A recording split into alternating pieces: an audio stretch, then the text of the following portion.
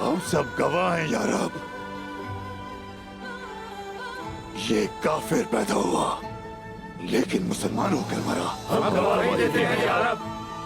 ये ईसाई पैदा हुआ पर मरा मोहम्मद का पैरोकार होकर। हम गवाही देते हैं या रब। ये गुमराह था मगर हक का रास्ता पा लिया। गवाही देते हैं या रब। हम गवाह हैं या रब, गवाह हैं हम या रब।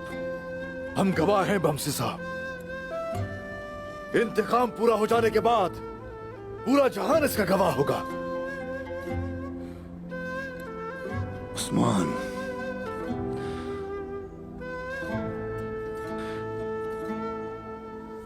इसे अब्बास के करीब दफन करते हैं, करीब दफन करते हैं ताकि ये दोनों भाई आखिरत में इकट्ठे हों, एक साथ हों। ऐसा ही होगा।